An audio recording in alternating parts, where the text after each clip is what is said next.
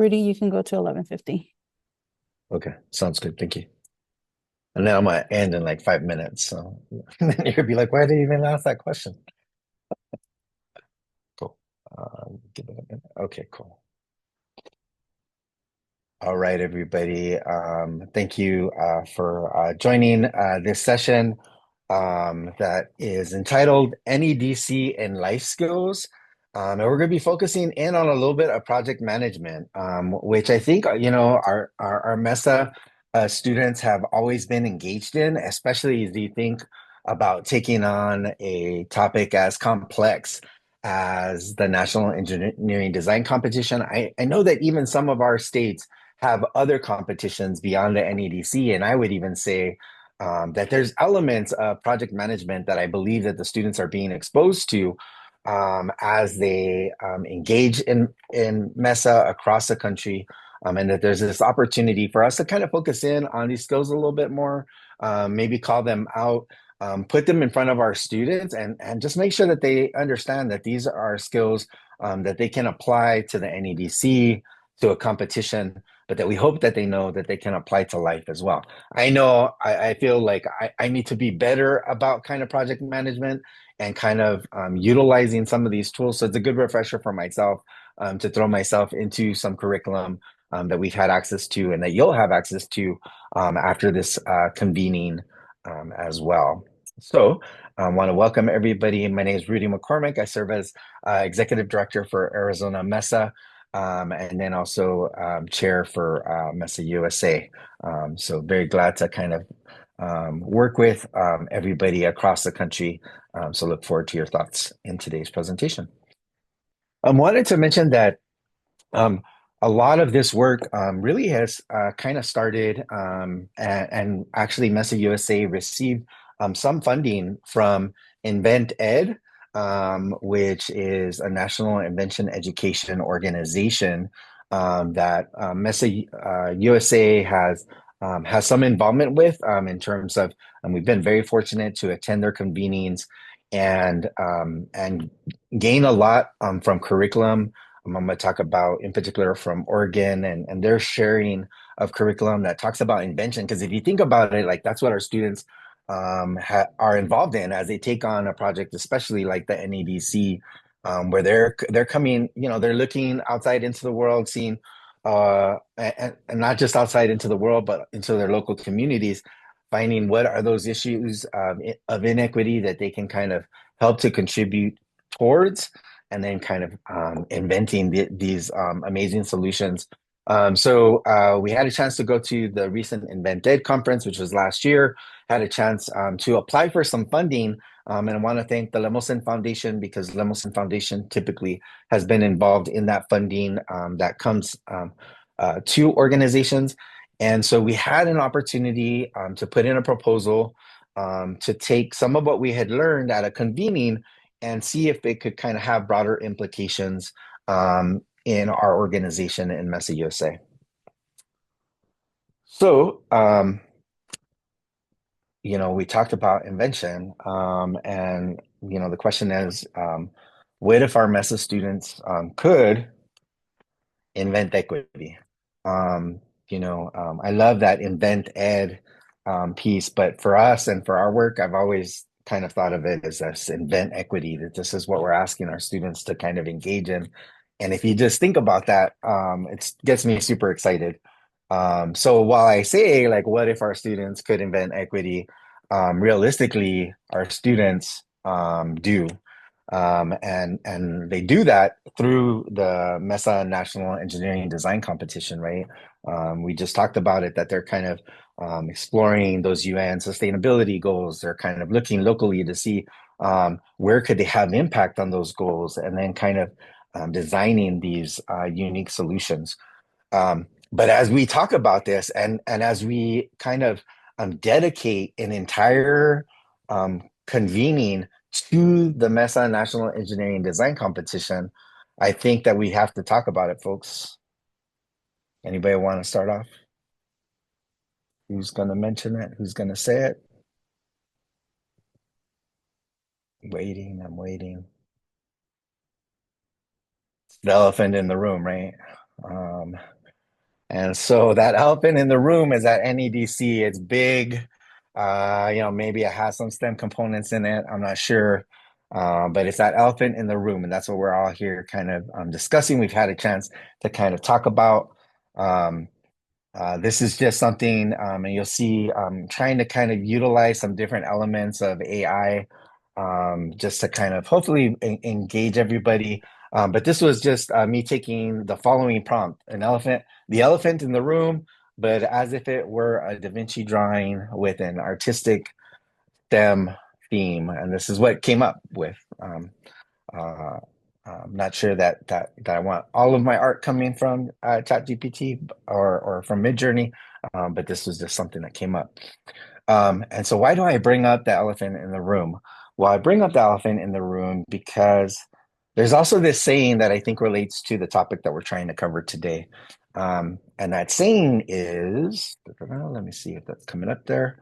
Um, how do you eat an elephant? Really weird kind of thing, kind of gross to kind of think about. I don't know why people say it, but it's kind of said like when we're kind of thinking about like how do we take on something that's really big, right?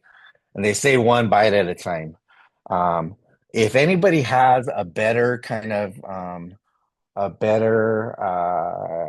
saying that has to do with kind of why we kind of look at the big goal and try to kind of break that down, please let me know because again, I didn't one wasn't the most comfortable, but it worked for today, and I'm gonna kind of write it out for a little while. You'll see that here shortly. But so that's what we're kind of here to talk about is like how can we do that possibly through project management. And this was one of the sessions that Ling and I had a chance to kind of attend. Ling from New Mexico Mesa. We had a chance to attend a session um, at the Invented Convening that had to do with the Project Management Institute's Education Foundation. And they do a lot of work with youth around the world around kind of exposing youth to project management and engaging them in it.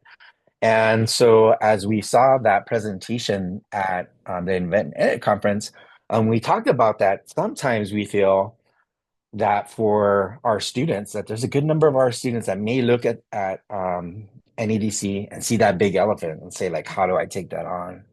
And so, could we bring in some project management tools and kind of share those across the country? And could that help us to engage more students in invention education and our national engineering design competition?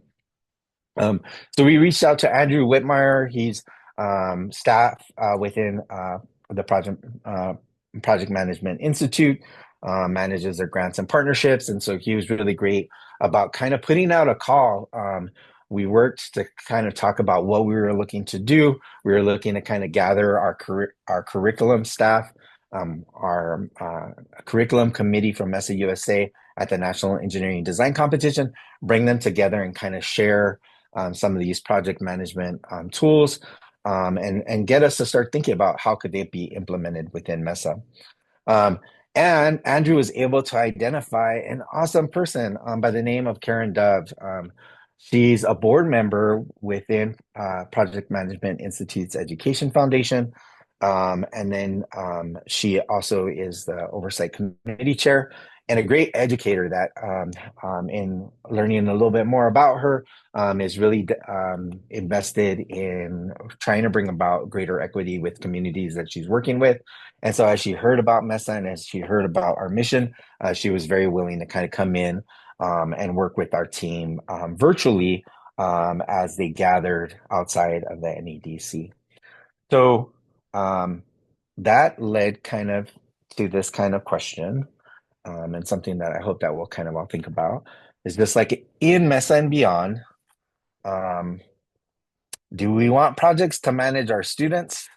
Sometimes it can feel like that, right? Like that it's the project that's kind of pushing the student along. It's the fact that we're getting to Mesa Day and people are starting to glue pieces together and kind of blowing on their project to make sure that it's dry and ready to kind of perform as they get to the competition, right?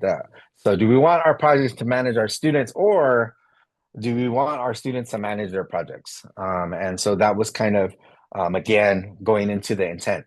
So today I'm gonna kind of be focusing in on two resources that we're gonna make available to everybody. They'll be posted kind of in our curricular resources.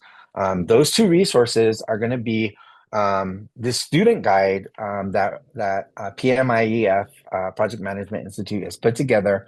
That's a great set of lessons to introduce project management to our MESA students. So you're gonna see, and I'm working to kind of customize take some of the content and kind of create hopefully some pieces that might be helpful to our students as they're taking on um, that that big elephant of the NEDC. But I'm also going to point us towards this other kind of awesome resource that was given to us, and on this kind of picture here, I've actually emphasized and kind of made bigger the Mesa Oregon logo because they put it together. I want to make sure that I give props to them. I'm not able to see everybody in the room, but if there's anybody in here from Oregon, just want to give props to this great toolkit that we've been able to utilize across the country. And I want to make sure that everybody's aware of because every year we have new advisors, and we just want you to know that this is something that's there that can, I think, be a great benefit to our students. So, and of course, that's all within the context of the NEDC competition, right? We've heard about a lot of the specifications having to do with the design brief, having to do with the poster, having to do with the UN sustainability goals. All of those pieces, that's kind of our context. So these two resources and how it works with our competition. So going to do just some quick kind of definitions, and then we're going to kind of jump into an activity that I hope people will kind of get excited about. Will kind of stir a little bit of competitiveness. Not that I want to kind of stoke that fire already, but what qualifies? So starting off with some definitions, what qualifies as a project? Something that has a beginning and an end, results in a unique product. Sounds a little bit to me like the NEDC, right? And that it can be complex. It's not a beginning and end. That's just kind of something very quick. There's multiple components, as we can see, as we dedicate an entire day to talking about these different components, and we're asking middle school and high school students to kind of take that on. So definitely, this kind of qualifies as a project. Um, in that project, this is one of the things that we're working to kind of customize is that students can start to kind of create a project charter. Some of this will kind of lend itself really nicely and easily to kind of pull in pieces to a design brief. But that project charter can include the answers to the who, what, when, where, why, and how questions related to the project. So in that curriculum that I mentioned from Project Management Institute that you'll have access to, there's lessons that you can kind of go through with your students to kind of talk about, what is a project? As I was thinking about this, I was thinking about like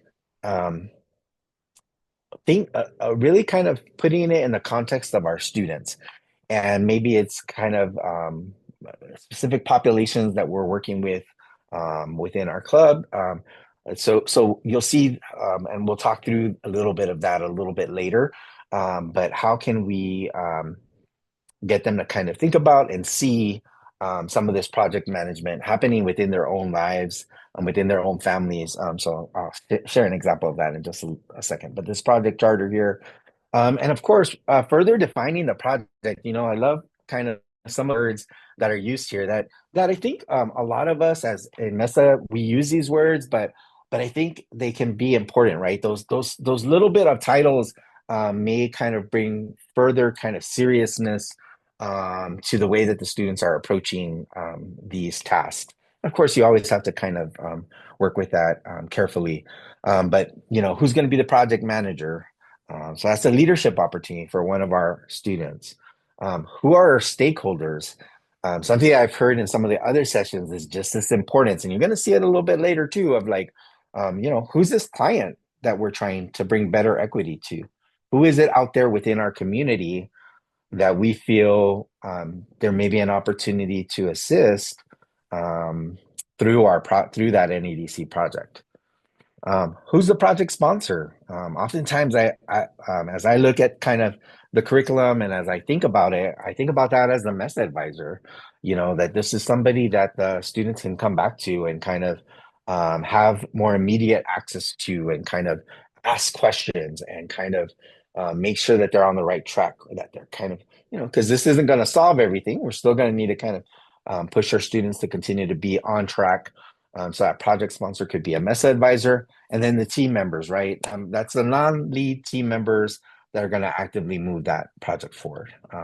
And that's something that a lot of them are going to get to kind of have a part of.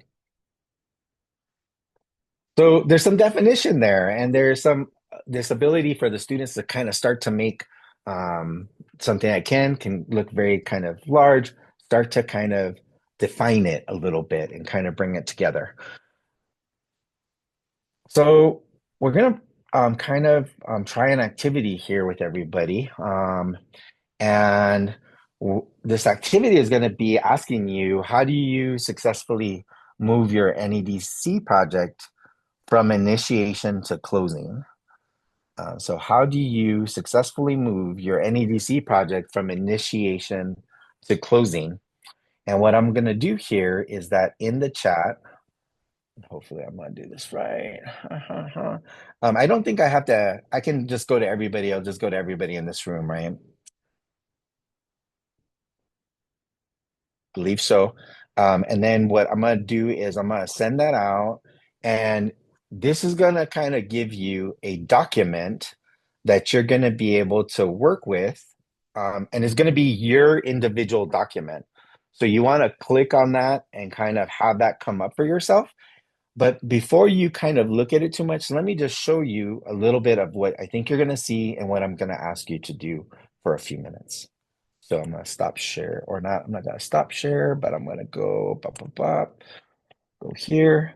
I'm gonna come to this.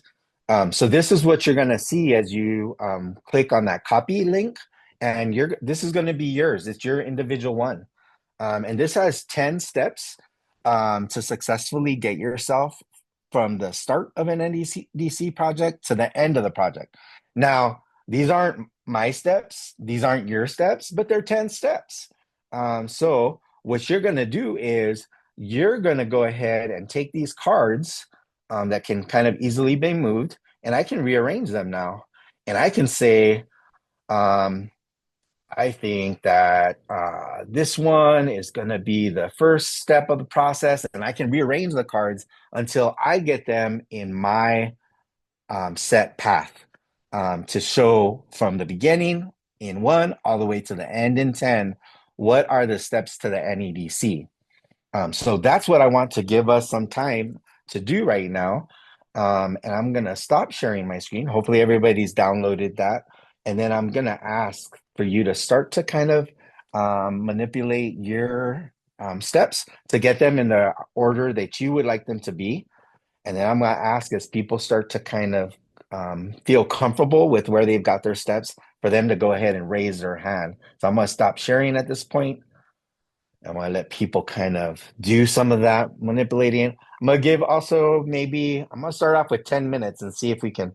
I don't even think we're going to need that much time. I'm going to start off with 10 minutes and let people kind of, again, arrange those. Any questions that folks might have?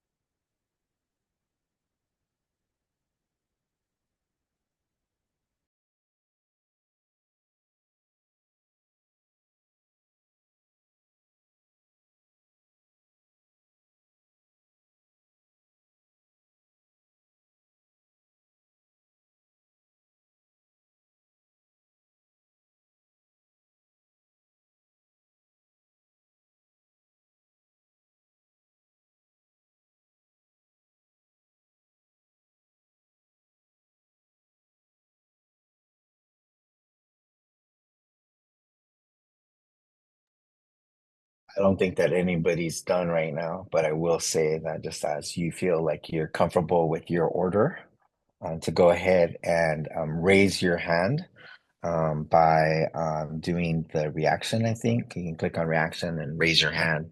That'll just give me a sense that some folks are kind of um, are feeling comfortable, and then that will provide a little bit of nervousness across the rooms to keep people moving towards that comfort.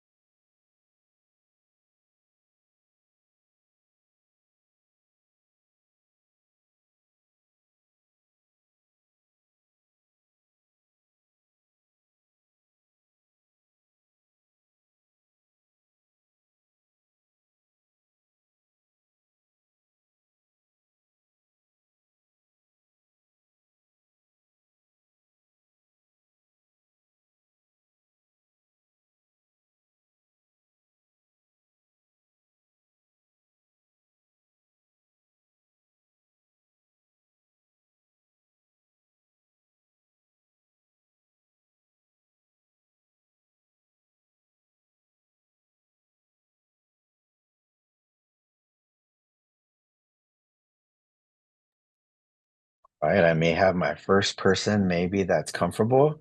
If folks raise their hand, it'll kind of stay, I think. If you're able to do that. If you're not, that's okay too. But I saw somebody saying that there.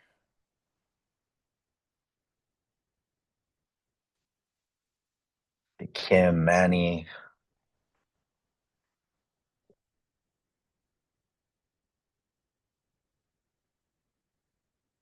let's see, I've got seeing Cynthia there, Jim,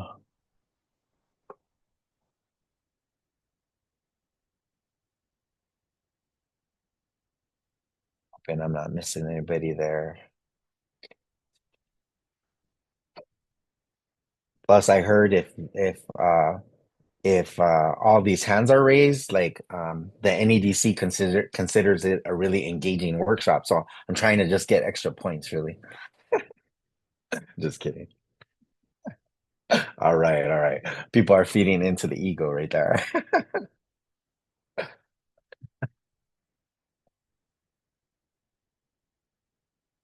All right, right around 5 minute mark, and a lot of hands being raised there. It's okay. This is for those that are still kind of working on it. Trust me, I don't know that it's so easy of a process, and I think that's interesting because here we are. We've been kind of working with it. We kind of have an understanding of it. And again, this may not be exactly your process. It may not even be exactly my process. I'll talk a little bit about that. But yeah, keep working at that. We're right now at the 5 minute 30 second mark.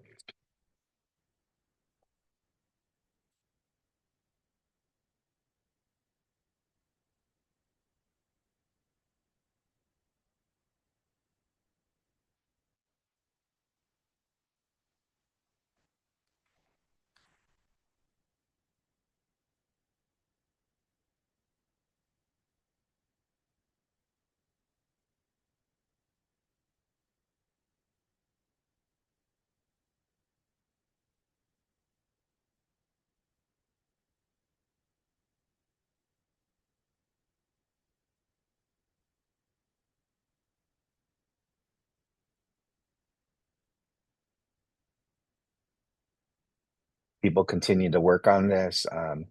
We will kind of be making that copy option available to everybody if you do kind of see that there's a use for the activity with your students, with advisors that you're working with. We'll make that available. I was also thinking that it's quite possible just kind of printing some of these up on little cards, passing them out, and having groups work on it.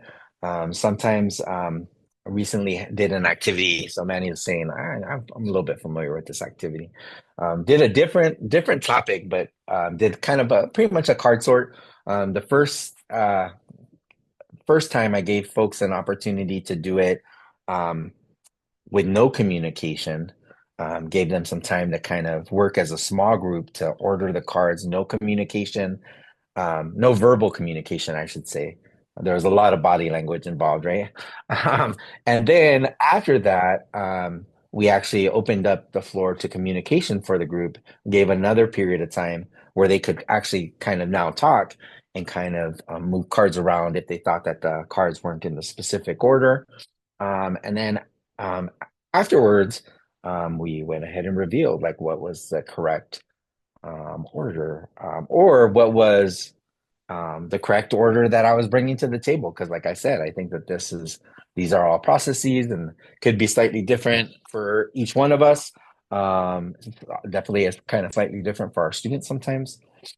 So things to kind of consider as we're thinking about the how we might facilitate this with our students. Could do it kind of in an online setting or potentially with some printed cards. Very good, very good. We've got just another minute and a half here. Just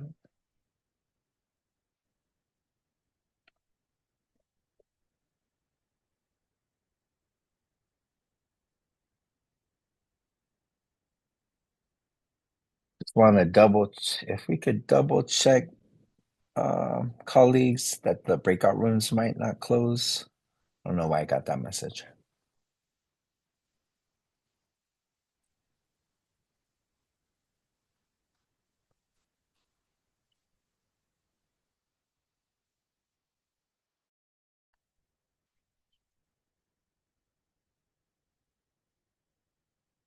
I'm all double checking my time. We're right on time, right, Kelly? Cool, cool, cool. Okay, awesome, awesome. We're doing All right, great. great. Good. So let's see here. So thank you for that kind of for working with us. And sorry that kind of all those raised hands. Now I don't have to put them down. So that's great. And we're gonna come back in here and we're gonna kind of talk about what was kind of a right answer, right? On your sheet, you're gonna be able. What I'd like you to do is take a moment and in the A column, I'm sorry, in the red column, that's your order. So see, look for card A, and in the red column, put where you placed it.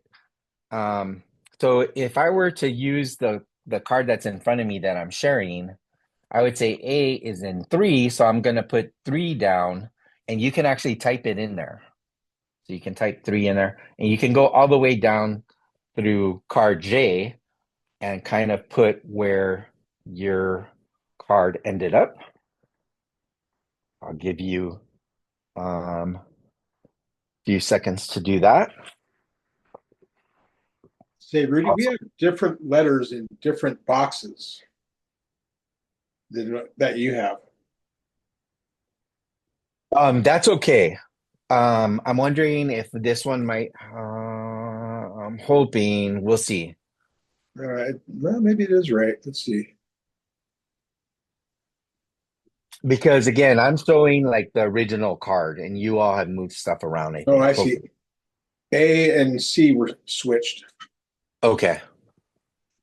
Could, yeah, could, I don't know exactly. Oh, I think because I did some moving around right now. I think that that might be why. Um, again, in the red column, you're putting your order. So where did you end up putting the A card? Put the number in the red. I'm going to go through cards A through J. And then I'm going to show you the And you'll see I put in a couple of blank slides because I didn't want anybody peeking. This is the actual kind of order right here. This is where people start to get competitive and they start getting angry. This isn't what I thought, or maybe it was what you thought, but this is the actual order here. So you're going to put these numbers in the yellow row right there. So I'm going to give folks some time to do that, and then I'll kind of explain the green column.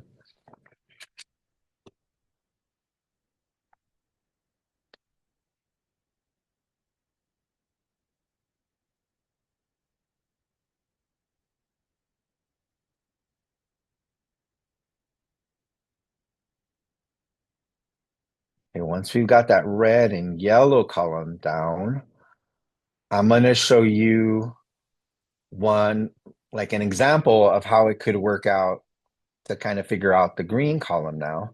So here, I'm taking my A placement, the red and the yellow, and I'm subtracting the smaller from the bigger, and that results in a positive number.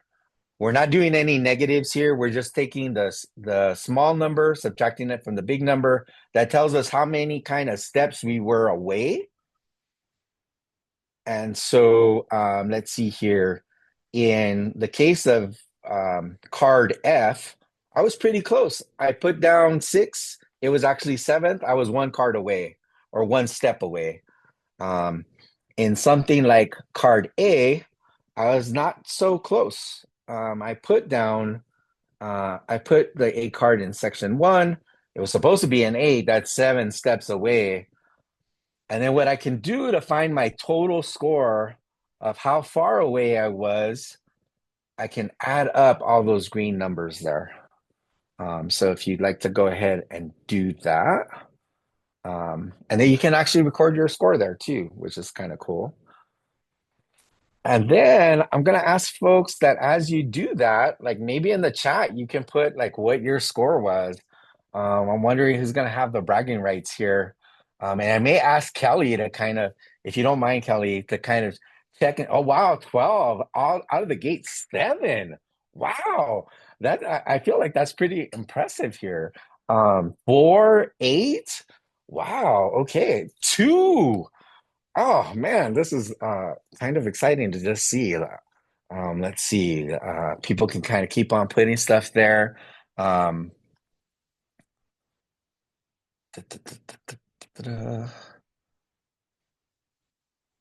If you're working off of the slide, I'm hoping all columns should be visible there on the slide. Sometimes you have to kind of change your kind of zoom aspect so that you can see the full slide. So hopefully that was helpful. My apologies if I missed that at any point there.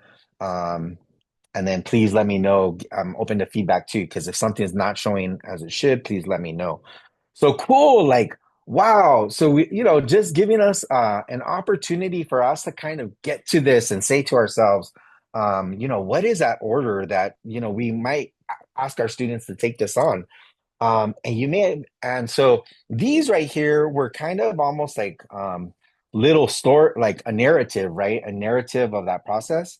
But it was, this narrative was kind of based on these steps to and through the NEDC right here.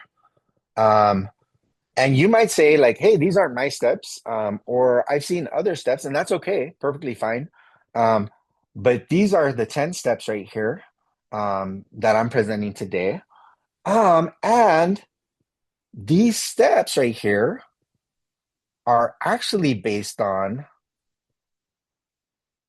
the invention handbook that Oregon has put together, and that InventEd has informed. And so I just think it's interesting. Earlier today in another session, we were talking about sometimes students will decide, hey, I want to do this project. Let me find a person who a community I can do that project for. But this step is very human-centered design focused, right? And ask instead of our students to kind of empathize and identify those problems through empathy first. And so there was that focus on having the students interview somebody in the community, right? So let me tell you how I got to these 10 steps. I took a 90-page, the Oregon's 90-page curriculum, and I fed it into ChatGPT, and I said, boil it down to the 10 steps that a student would need to kind of initiate all the way through the closing of their projects, and ChatGPT created it. Again, not the hugest advocate for ChatGPT, but I like to kind of dabble in it just a little bit and kind of see what it can come up with.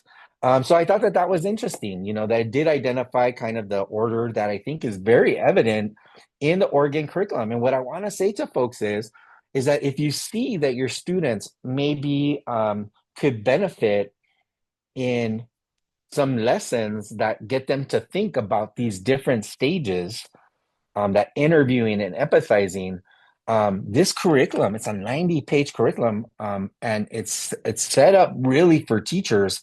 You can jump into it. There's 4 lessons on interviewing, and the page numbers are right here. I'm going to put this together in a document that hopefully will have it easy for you to kind of get to and to link to. Naming the problem.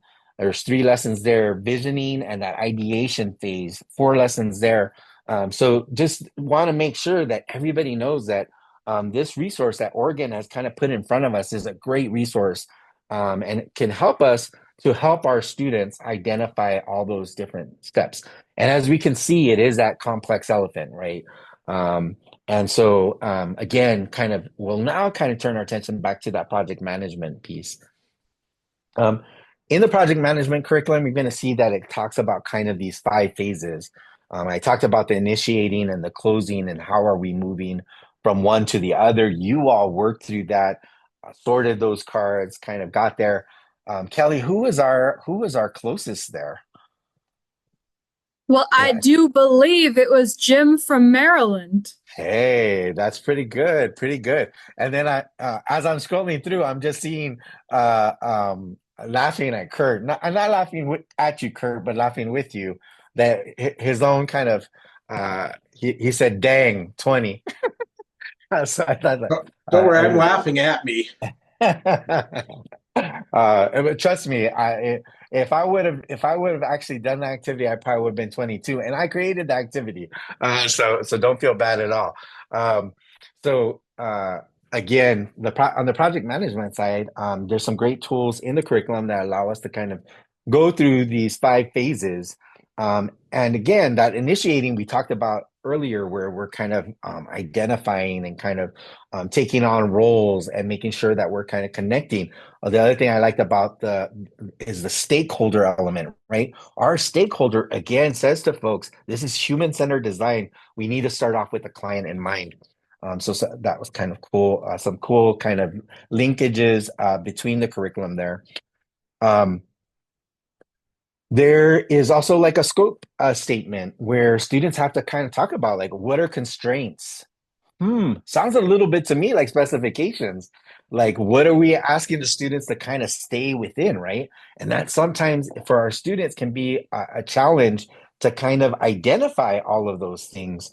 But again, there's some lessons in this in the project management curriculum that kind of have the students kind of think about what are constraints, assumptions, boundaries, what are risks, user acceptance criteria. And this, I think, gets to like as we move towards kind of prototyping and putting something together that's a little bit more final, can we take that back to those users and get their feedback, right? That's always like that wasn't maybe necessarily identified as one of the steps in that was in our activity, but again, that activity just has 10 steps. I feel there's a lot more steps than just those 10. I limited ChatGPT to those 10. And then planning, creating these work breakdown structures, which is this kind of leads to a project plan. What steps need to be completed, in what order, by when, by whom, is the time frame realistic? Manny will tell you right away, like, I come in and out of meetings with Rudy and he doesn't do this. Like, it's all, we talk about stuff and then nobody knows who's doing it. Manny and Bill probably are really great about kind of volunteering for it, but it's not formal. It could be a lot better. I could be a lot better in this. And But this puts some skills in front of our students that could also have them be better about it, especially before the middle school student moves into high school, especially before a high school student moves into a university setting. Like that would be awesome, right? If students had these skills. So this result can result in something that looks like this, a project plan that I can't see, but that's okay. Let me see here. Da, da, da. Yeah, so here we've got the project plan.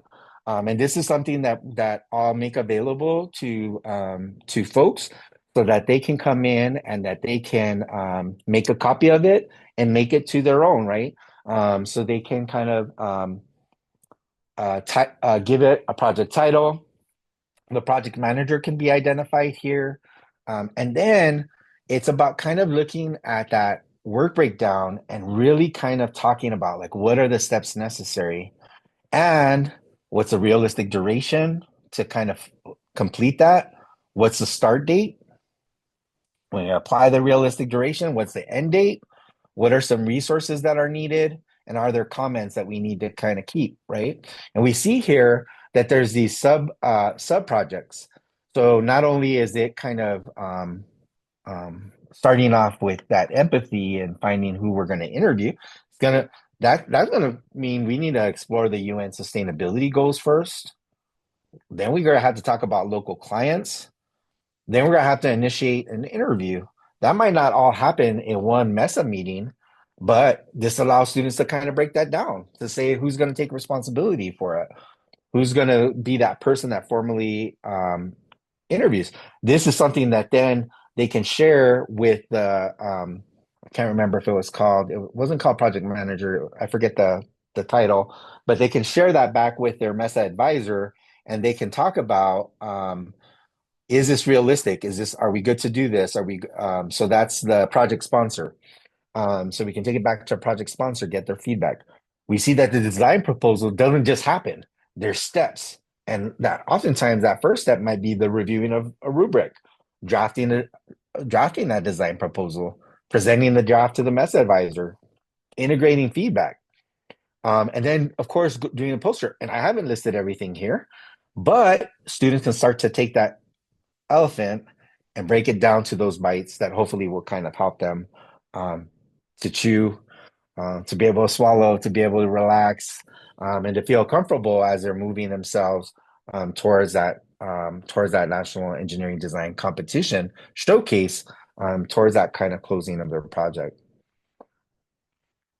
So this is that website that has been shared, the curriculum website.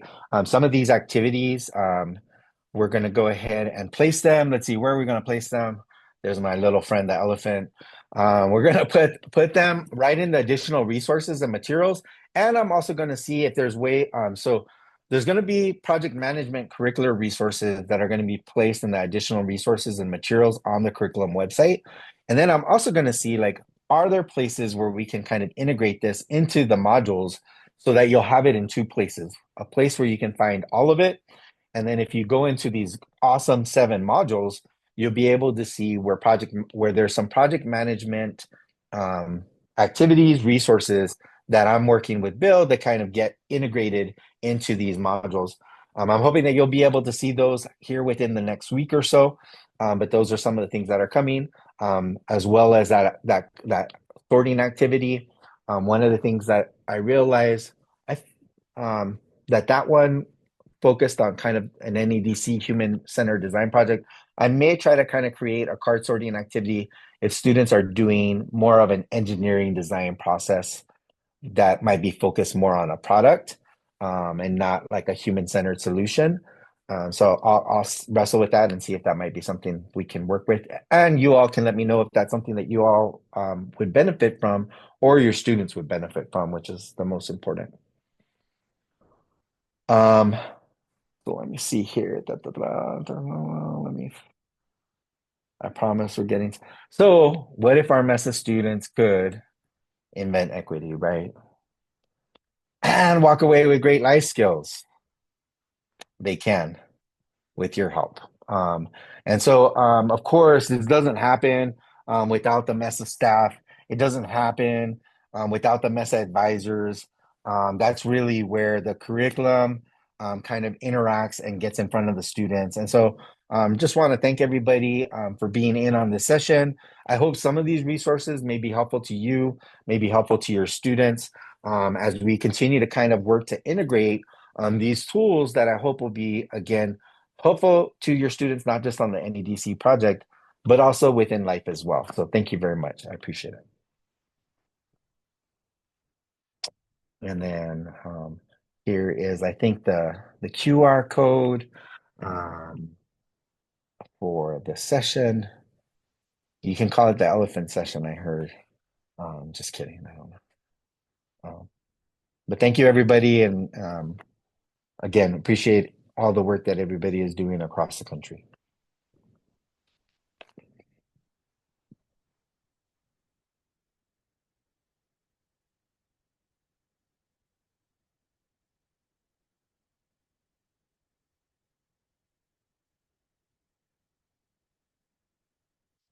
And I guess we have a few minutes before we get kind of brought back to the room. If there's any questions, I'm open to kind of taking questions or recommendations from you of different ways that you could see this being used or different, just comments are welcome too.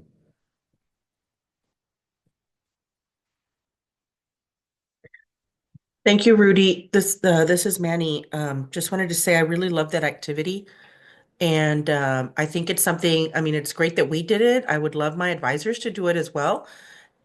But I would love for them to also share it with their students and see how the students do the process and compare. That would be very interactive and a great learning opportunity for them. So I'm already thinking of making my own cards. I'm just going to copy and paste that and print them in colored paper and maybe even laminate them if I have time. If not, then that's okay. Here you go. I was about to say the lamination just keeps them going for a little while longer, right? Yes, So that's it. So thank very you so cool. much for sharing that. Yeah, no problem. Glad that it can be of help. And I think to me, I was like, oh, this might be a lesson that could kind of also emphasize to the students of like, hey, we got to start off with the interviewing. Like, it's got to really start. The issue has to come from our conversation with our communities. So hopefully it'll help in that way.